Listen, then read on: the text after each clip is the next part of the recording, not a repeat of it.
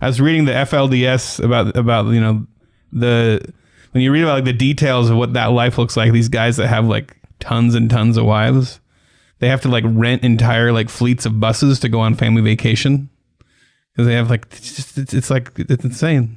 So why would you want that?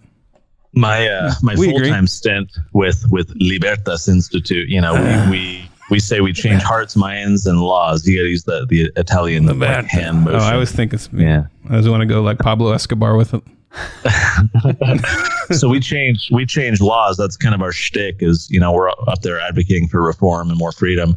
And funny enough, one of the laws that we worked on this year in Utah, which is truly a uniquely Utah thing, is polygamy's been a felony since like 1935 as a result of the feds kind of clashing against the state early in Utah's statehood. And as a transplant to Utah, this was very weird for me to kind of deal with a lot of that, legal history with it.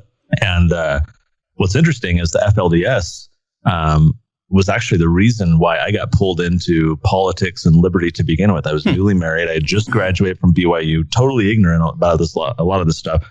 And I saw on the news, there was this raid down in Texas at this ranch they called Yearning for Zion, where a lot of the FLDS had kind of fled to. And what happened was this woman called in. She was a known fraudster, and she called in a false tip saying that there was child abuse going on. Based on that false allegation, the feds swooped in, helicopters, tanks, assault rifles, everything else, and they invaded this, compound or this if you watch Waco on Netflix, you kind of get this imagery of it. Like Warren Jeffs and everything out there, like that. Warren Jeffs was there at the time, yeah. I read a bunch of the books. I got obsessed. Allegations of child brides and all these horrible things, and nevertheless, based on this false tip, they removed over 400 children, placed them in foster care, which in Texas at the time and probably still now was riddled with drug abuse and sexual abuse and all these kinds of things in the foster care system. So you're taking them from loving moms and dads and situations and throwing them into the system. So I'm watching this in Utah. I'm totally ignorant to a lot of this stuff, and I just got ticked.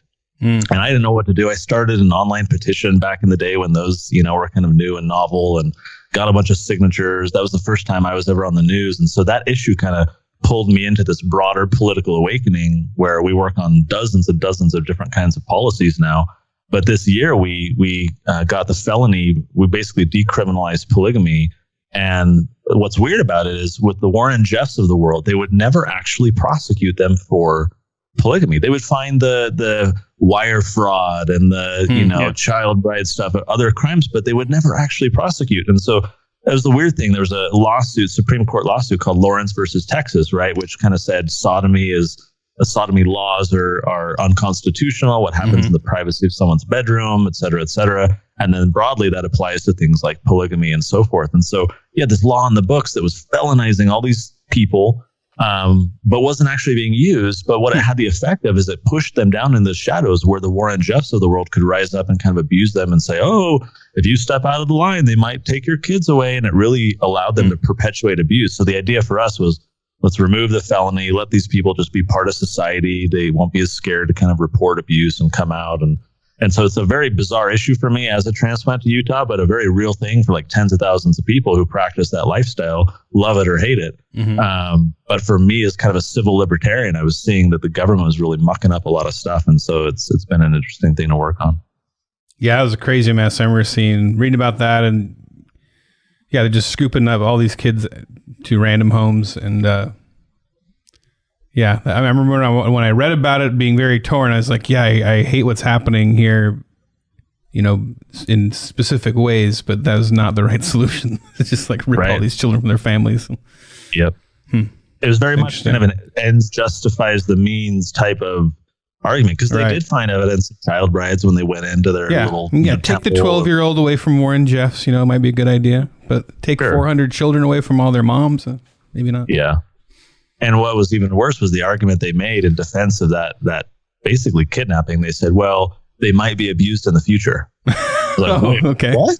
Like that was literally the argument that the feds made to justify taking all those kids. So kind of a terrifying thing. They gave them back, right? It came back around? Okay. Yep, all within a year or two. Is it called because of you? You did it? Well, maybe a little bit. You're part of that. But it was an awakening for me to see how oppressive the government can be, in the name of some justified, enforcement against some bad dude. But what about a really bad virus? My awakening. Yeah. And here we are now. Are we seeing that now, huh? Mm-hmm. So why don't you just move to Somalia? I never get that one. I'm trying to decide how to respond because I've only heard this one 8,000 times.